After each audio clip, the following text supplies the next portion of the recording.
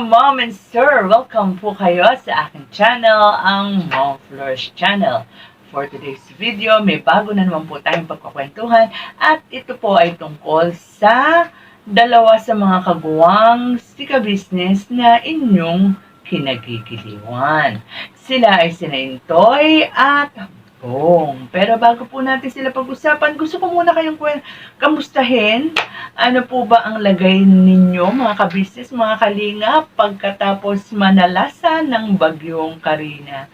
Ako actually, kaya hindi ako nakapag-upload kanina dahil sa paglilinis, dahil for the first time, mga ka-business, pinasok po ng baha ang aking bahay. Kaya sobra, hindi ko alam kung kailan pa matatapos itong linisan na ito, no? Kasi may mga nabasan damit, kasi nga pinasok ang bahay. At ang nakakalungkot, meron pang isang papadating na naman, isang malakas na bagyo.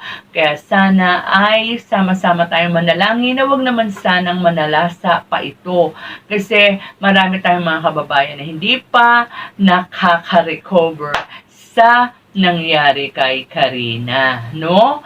At nakita natin si ka-business sa gitna ng kasagsagan ng bagyo, no? Nakasagsagan ng baha, ay nako, talagang hindi siya nagpa-sitting pretty doon sa kanyang bahay. Pwede naman siya mag-sitting pretty doon, pakapi-kapi lang.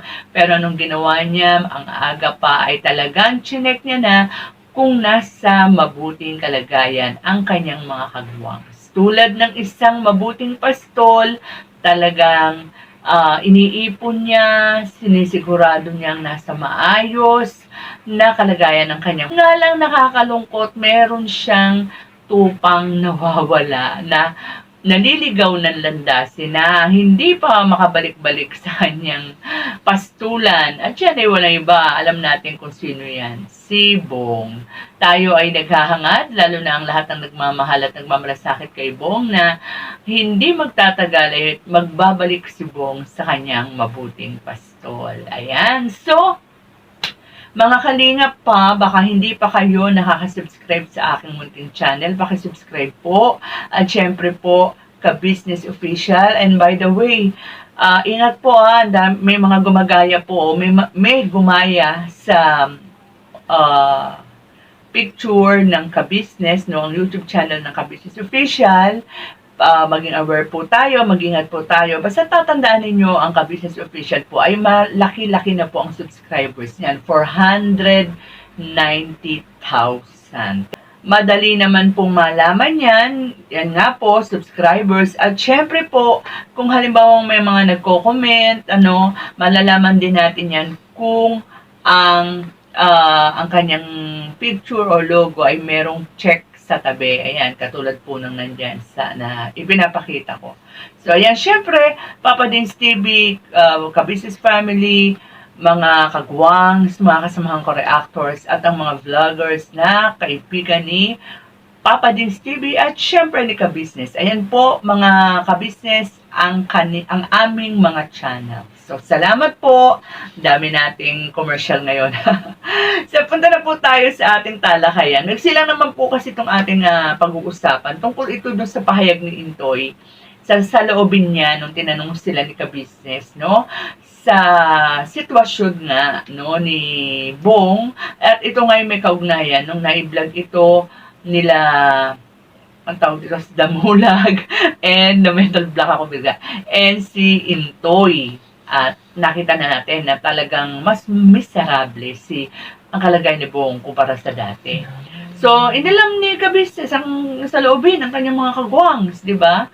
At ako naman, sa aking opinion, sa aking palagay, batay sa kanilang mga kasagutan, wala akong masasabi sa loobin ni Boogie, ni Bornok, ni Bay Papaya, ni Damulag, at saka ni Boknoy. Ang medyo nashock lang ako sa saloobin, na narinig ko ay ang saloobin ni Intoy. Bakit po kanyo?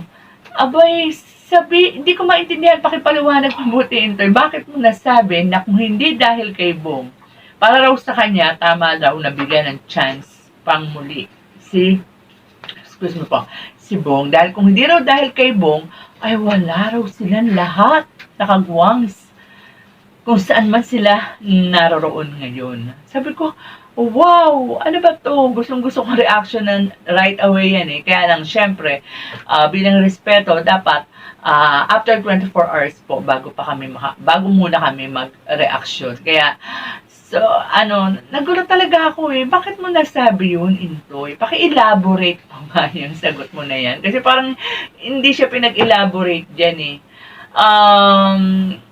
Ako sa aking palagay, walang ibang dahilan kung bakit kayo nandyan, kung saan man kayo nandyan. Walang iba kung hindi si ka-business. Si ka-business lang. At saka, ano bang ibig mong sabihin? Dahil maraming views si Bong, dahil, kumbaga trending si Bong, kumbaga sa content ni ka-business, si Bong ang pinaka-viral. Ganon ang ibig mong sabihin, anong kinalaman naman ng mga kagwangs doon? Kasi hindi lang naman, unfair naman kay ka-business yun. Kasi unang-una hindi naman si Bong lang ang nagpataas o nagpakilala kay ka-business. Kaya, magre-react ako doon eh. Kaya lang, buti na lang narinig ko yung nagsalita si Papa Dins at saka si Mrs. Ka-Business. At talagang sinabi nila na hindi si Bong ang nagpalaki ng channel nila, kundi ang Panginoon Diyos, diba? At ang mga ginamit ni Lord na instrumento, kung bakit lumaki ang channel ni Ka-Business ay marami. Diba? Unang-una na, syempre, yung utak ni Ka-Business. Diba? Yung kanyang talino, yung kanyang talento, ang pakikipag-collab niya kay Jaiper Sniper, kay Tekram, and of course, Val Santos Matubang, at kinuha siyang ninong ni Kalinga Prab, plus pinagkatiwala sa kanya ni Kalinga Prab, yung isa sa mga viral ng Kalingap na si Christian, at marami pang iba. Si Istong, yung tandem nila ni Istong, ang ganda nun. Ako, doon ako napasubscribe kay Ka-Business. Wala pang Bong nun. And nakakatuwa rin yung mga anak ni Istong, si MM, tsaka si Amaru. So, sana nga, yung request o yung wish ni Ka-Business na makita si Amaru at si MM ay maisakatuparan, sana ipagbigay alam kay Ka-Business kung nasaan sina Amaro at sina MM. So, ayun lang naman yung sa akin. Bukod kay Bong, maraming mga matataas ang views si Ka-Business, lalo na nung bandang una, marami po. So, unfair po yun na sasabihin, kaya kayo nandyan ay dahil kay Bong. I have nothing against Bong, alam niyo naman yan, Kaya lang, ibigay natin kung ano yung nararapat kay Ka-Business, di ba? Parang, kumbaga mahanga rin ako Ka-Business, cool na cool lang siyang tanggapin yun, na parang ang feeling ni Intoy ay si Bong ang dahilan kung bakit sila nandun. So, kayo ba mga Ka-Business, agree ba kayo sa sinabi ni Intoy na si Bong daw ang dahilan kung bakit nandyan ang mga kagwangs? Well, ako basta Ka-Business lang. So, with that, mga Ka-Business, hanggang dito na lang po muna ang ating kwentuhan. Sa araw na ito, ingat po tayong lahat and God.